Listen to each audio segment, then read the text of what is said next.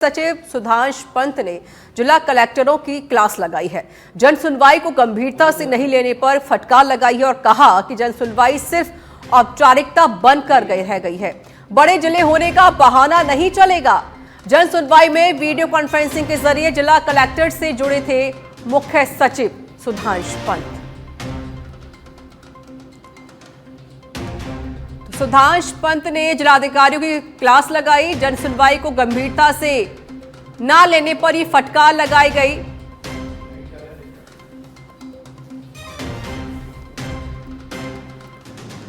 तो मुख्य सचिव सुधांश पंत ने जिला कलेक्टरों की जमकर क्लास लगाई है। जन सुनवाई को गंभीरता से नहीं लेने पर सुधांश पंत ने फटकार लगाई है और कहा कि जन सुनवाई सिर्फ औपचारिकता बन गई है। कोई गंभीरता से काम नहीं करना चाहता। बड़े जिले होने का बहाना नहीं चलेगा। निरंजन चौधरी संवाददाता जुड़ गए हैं फोन लाइन पर। निरंजन, सुधांश पंत ने जिला कलेक्टरों की फटकार लगाई और कहा कि जिस तरीके से जो बहाने लगाए जाते हैं वो बहाने नहीं चलेंगे।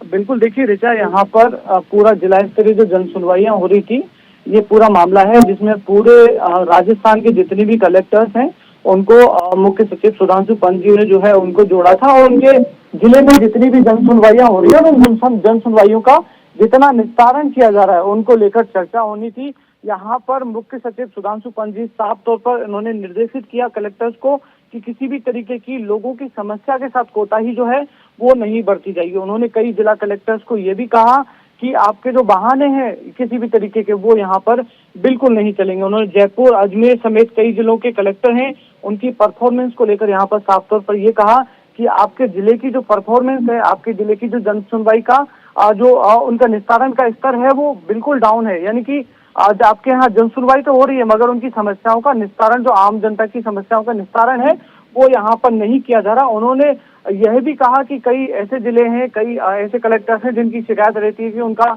जिला बड़ा है, तो उनको संकेत में देते हुए ये कहा है कि जो उनका बड़ा जिला है तो उनकी जिम्मेदारी भी बड़ी है।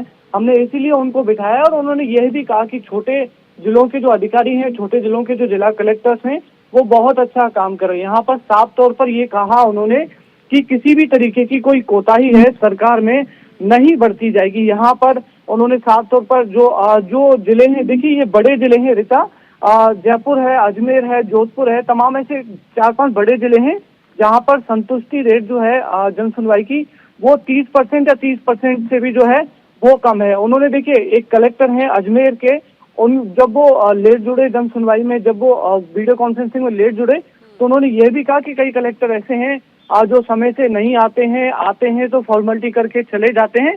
तो ऐसी तमाम जो बातें हुई यहाँ पर वीडियो कॉन्फ्रेंसिंग के माध्यम से तमाम जिला कलेक्टर्स हैं उनको फटकार यहाँ पर मुख्य सचिव सुधांशु पंत ने जो है वो यहाँ पर लगाई है और उन्होंने साफ तौर पर ये कहा है कि सरकार में फॉर्मेलिटी से, किसी भी तरीके की जो फॉर्मेलिटी निभा रहे हैं जो बड़े अधिकारी हैं उससे काम नहीं चलेगा। ऋचा, ठीक है निरंजन, अभी क्या कुछ आदेश दिए गए सभी कलेक्टर्स को? देखिए यहाँ पर आदेशों की अगर बात करें तो साफ तौर पर एक आदेश दिया गया है कि जो जनता की समस्या जनता लेकर बड़े अधिकारियों के पास आती है उनकी समस्याओं का जल्द से जल्द जो है वो निस्तारण किया जाए। यानी कि जन सुनवाई में जब लोग समस्याएं लेकर पहुंचते हैं अपनी कलेक्टर और बड़े अधिकारियों के पास में, तो उनको निस्तारित किया जाए जल्दी से जल्दी। और जो निस्तारण की रेट है जो 30% से कम आ रही है उसको ज्यादा से ज्यादा बढ़ाकर जो है अधिक से अधिक जनता जो परेशान है उसको लाभ पहुंचाने का ये जिला कलेक्टर्स हैं वो काम करेंगे। इस तरीके का निर्देश जो है मुख्य सचिव सुधांशु पंत जी हैं उन्होंने साफ तौर पर यहाँ पर वीडियो कॉन्फ्रेंसिंग के माध्यम से सभी जिलों के कलेक्टर्स के साथ जुड़कर ये संदेश दिया है। शुक्रिया आपका निरंजन, अधिक जानकारी देने के लिए।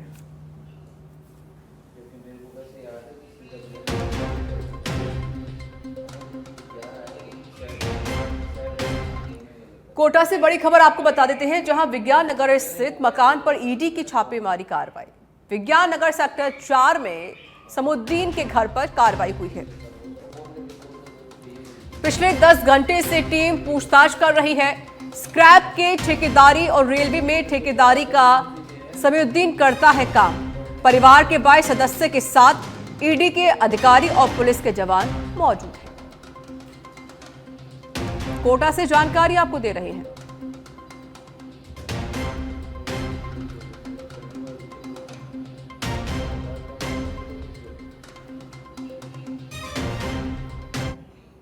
चला नहीं है, बस हम तो यहीं आए, पता लगा आप लोगों के चैनल से देखा कि ऐसा ऐसा चल रहा है, इसलिए यहाँ पे आए। देखा तो किसी से मिलने भी नहीं दे रहे हैं, फोन बंद है, बस बाहर खड़े हुए हैं सुबह से। कोई इत्तला दी कि किसी नहीं, की कोई कार्रवाई हो रही है क्या? कोई इत्तला नहीं, कुछ भी नहीं बताया हम लोगों को, बस खड़े हुए हैं हम लोग कोई बाहर। अधिकारी आए थे, आपसे बात की? नहीं, किसी ने भी नहीं की, बस ये 3 कारें आई इनों की और यहाँ रुक चुकी है और वो अंदर है, और जब से कार्रवाई चल रही है। अवतार के लिए गए थे, हाँ, उन्होंने बोल दिया है कि कोई दिक्कत कोई आए थे? नहीं, इन्हीं के अधिकारी जो बाहर खड़े हुए हैं उन्होंने बोल दिया, अंदर पूछ के आए थे कि कोई दिक्कत नहीं है, आप कुछ ला सकते हो तो लेकर आ जा, और वैसे हमने इंतजाम करा दिया, कोई दिक्कत नहीं है। ये परिवार यहाँ पे रहते हैं? इनका नॉर्मल फैब्रिकेशन का काम है, और कोई इतना बड़ा ऐसा काम है नहीं जो इतना बड़ी कार्रवाई हो रही है, ऐसा कोई काम है नहीं उनका। पिछले 10 घंटे से ईडी की लगातार कार्रवाई जारी है। मेरे पीछे कैमरामैन से कहूंगा एक मकान दिखाएं, उस पे लगातार 10 घंटों से ईडी की कार्रवाई जारी है। ऐसी सूचना है कि इसमें लगभग 22 जने जो परिवार के सदस्य हैं वो मौजूद है, ईडी के जो सदस्य हैं वो मौजूद है, साथ ही जो पुलिस के केंद्र जवान पुलिस के जवान हैं वो मौजूद है, साथ में जो लोकल पुलिस है वो भी मौजूद है। लगातार कार्रवाई जारी है और पुलिस की सख्ती इतनी है कि खाना भी बाहर से मंगाया गया है और लगातार 10 घंटों से ये कार्रवाई जारी है। अब ये कार्रवाई कब तक चलती है ये कंफर्म नहीं हो पा रहा है, क्योंकि अभी अधिकारी हैं ईडी के वो सारे बात करने से कतरा रहे हैं, साथ ही जो मीडिया है उनको भी दूरी पाली के सुमेरपुर से खबर आपको बता देते हैं, जहां जवाई बांध क्षेत्र में पैंथर ने हमला किया, भेड़पालक पर हमला किया है। गंभीर घायल की इलाज के दौरान मौत हो गई है। भेड़पालक सुमेरपुर थाना क्षेत्र के बलवाना का निवासी बताया जा रहा है। भेड़पालक का शव अस्पताल की मोर्चरी में रखवा दिया गया है। परिजन और समाज बंधु बड़ी संख्या में अस्पताल पहुंच रहे हैं। पाली के सुमेरपुर से जानकारी आपको दे रहे हैं।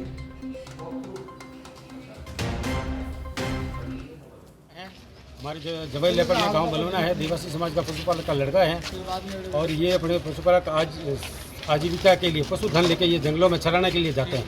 और हमारे जो जवाई लेपर्ड में जो चीता है, पैंतर हैं, जो ये कई तरह की जिप्सियाँ, कई तरह की होटलें आ गई बाहर, उनके फायदे के लिए जो चीते हैं उनको ऐसा वो भोजन डालते हैं, तो जहाँ चीते का स्थान है वहाँ तो डालते नहीं है, ये लोग रोडों पर डालते हैं। तो चीतों ने उनका घर छोड़ दिया, अभी वो चीते जंगल में नहीं रह रहे, आबादी क्षेत्र में आ गए। आज अब दिन दहाड़े 3 बजे की घटना है, देवासी पशुपालक का लड़का बकरियाँ चरा रहा, उस पर हमला कर दिया और गर्दन से उसको तोड़ दो, तुरंत ही ऑन स्पॉट ही वो मर गया। तो इसलिए बहुत बड़ी दुखद घटना है, और ये आगे से आगे बहुत घटना बढ़ने वाली है। हमारा तो पूरा आबादी क्षेत्र है, पिछले मैं तो 50 साल से उस गांव में रह रहा हूँ, लेकिन ऐसी हमारे सब कभी ऐसी घटना सुनने में नहीं आई। अवैध खनन गतिविधियों के खिलाफ प्रदेश में खान विभाग की संयुक्त कार्रवाई जारी है। भीलवाड़ा, भरतपुर, सवाई माधोपुर, दौसा, डूंगरपुर सहित कई जगहों से 2 जेसीबी सहित 64 मशीनरी और वाहन जब्त किए गए हैं। वहीं भीलवाड़ा में 35 और भरतपुर में 4 एफआईआर दर्ज करवाई गई है। निदेशक माइंस दीपक तंवर ने बताया कि अवैध खनन गतिविधियों के खिलाफ सख्ती से कार्रवाई के निर्देश सभी फील्ड अधिकारियों को दिए गए हैं और ट्रैकिंग व्यवस्था को चाक चौबंद रखने को कहा गया है।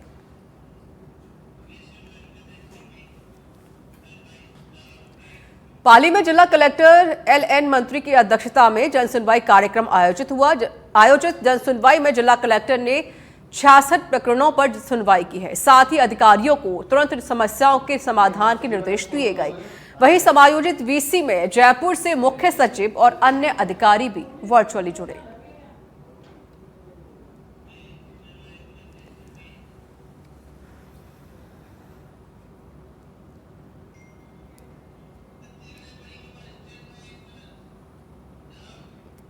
बीकानेर के नोखा में 6 भाइयों की एक साथ अर्थी उठने से पूरे कस्बे में शोक की लहर दौड़ गई है।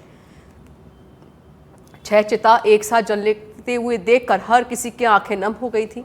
जहां बुधवार शाम तक खुशियों का माहौल था, वहां मातम पसरा गया। दरअसल बुधवार रात हुए भीषण हादसे में 6 चचेरे भाइयों की मौत हो गई थी। सभी शादी समारोह से लौट रहे थे। इसी दौरान राख से भरा ट्रॉला कार के ऊपर पलट गया, जिससे कार में सवार सभी 6 लोगों की मौत हो गई। वहीं इस दर्दनाक पर सीएम भजन लाल शर्मा ने ट्वीट कर दुख जताया, मृतकों को अपनी श्रद्धांजलि भी दी।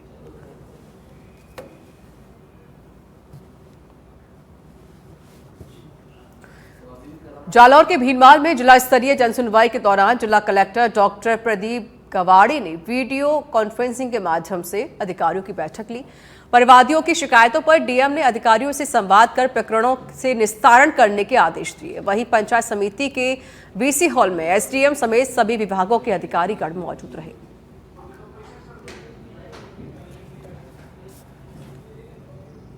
जगजीवन राम कॉलोनी स्कूल है ना, इसके पास में कचरा डाल रहे हैं सब दूर दूर से कचरा डालने आते हैं, कोई मोटरसाइकिल पे भी आते हैं। तो वहाँ बहुत सारा कचरा पड़ा हुआ है, कोई सफाई करते नहीं है, कोई नालियाँ भी बंद हो रही है, कोई सफाई करने वाला आता नहीं है, 2-2 3-3 महीने तक नहीं आता है। तो हमारी ऐसी मांग है कि या तो सफाई भी करवाओ और वहाँ पे 4 दीवारी बाउंड्री खिंचवाओ और वहाँ टंकी बनी हुई है।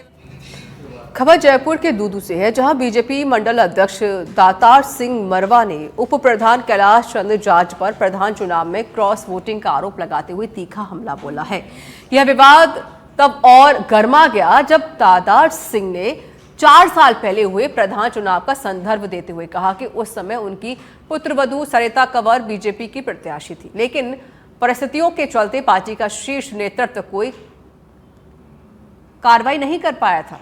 दातार सिंह ने स्पष्ट किया कि इस बार वे इस मुद्दे को सक्षम स्तर तक लेकर जाएंगे और बीजेपी के शीर्ष नेतृत्व को पूरे मामले की जानकारी देंगे।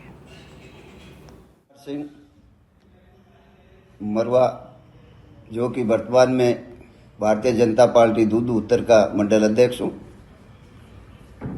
पिछले दूदू पंचायत समिति के जब चुनाव हुए उस समय भारतीय जनता पार्टी के 8 कैंडिडेट जीत के आए थे और कांग्रेस के 7। पार्टी की हमारे ऊपर मेहरबानी रही कि उन्होंने मेरी पुत्रवधू को भारतीय जनता पार्टी प्रधान का कैंडिडेट बनाया। हम बहुत खुश थे कि हमारी पुत्रवधू दूदू पंचायत समिति की प्रधान। मैं दातार। झुंझुनू के किठाना गांव में उपराष्ट्रपति जगदीप धनखड़ की पत्नी डॉक्टर सुदेश धनखड़ ने राजकीय महाविद्यालय की आधारशिला रखी गई। आधारशिला कार्यक्रम के मुख्य अतिथि उपराष्ट्रपति जगदीप धनखड़ की पत्नी डॉक्टर सुदेश धनखड़ रही। इस मौके पर जिला परिषद झुंझुनू के मुख्य कार्यकारी अधिकारी रणजीत सिंह गोदारा सहित गांव के गणमान्य नागरिक भी मौजूद रहे।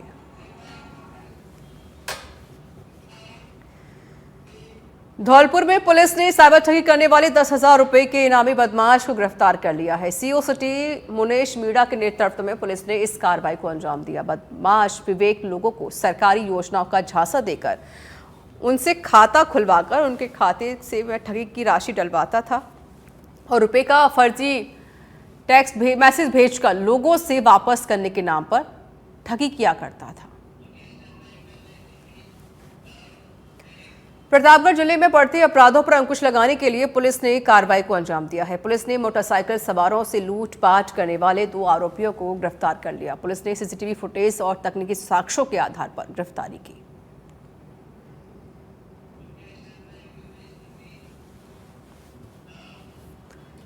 प्रतापगढ़ के छोटी सादड़ी में पुलिस ने त्वरित कार्रवाई करते हुए चोरी की गई स्कूटी को बरामद कर एक नाबालिग को डिटेन किया है। पूछताछ में नाबालिग ने छोटी सादड़ी कस्बे में अन्य चोरियों में शामिल होने की बात भी कबूल की है। साथ ही पुलिस मामले में आगे की जांच कर रही है।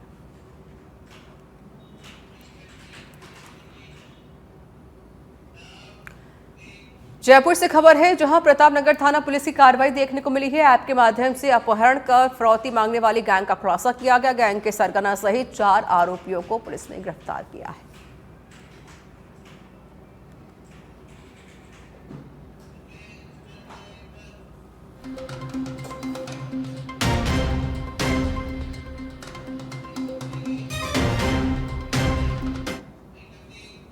भरतपुर में वीरांगना रानी अवंतीबाई के 15वें बलिदान दिवस के उपलक्ष्य में लोधा समाज में भव्य शोभा यात्रा निकाली गई। शोभा यात्रा हीरादास चौराहे से प्रारंभ होकर बिजलीगढ़ चौराहे पर संपन्न हुई। शोभा यात्रा में देवी देवताओं की आकर्षक झांकियां निकाली गई। वहीं भक्ति गीतों पर कलाकारों की प्रस्तुतियों में ने समा बांधा।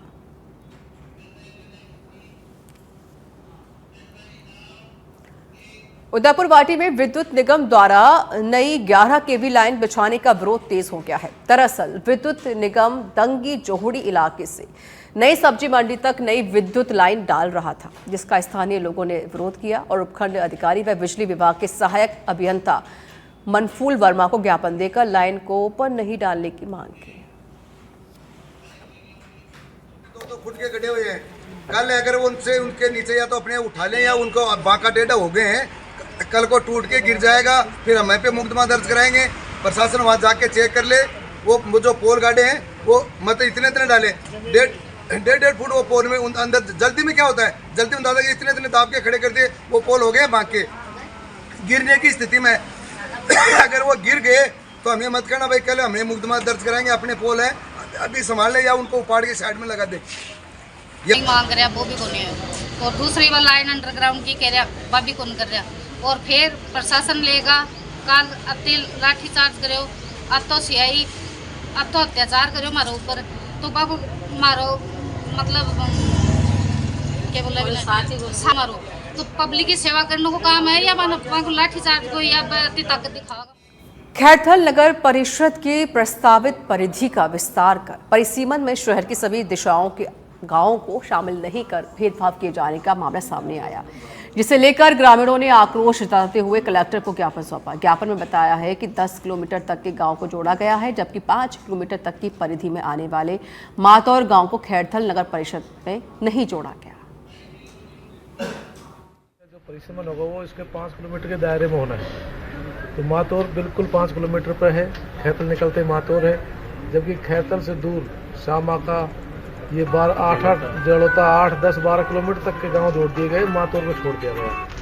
तो हम यही निवेदन करना है कि हमें मातौर को दोबारा परिसीमन में जोड़ करके नगर परिषद में जोड़े, अन्यथा फिर हम आंदोलन का रास्ता अपनाएंगे। खैरथल के नगर परिषद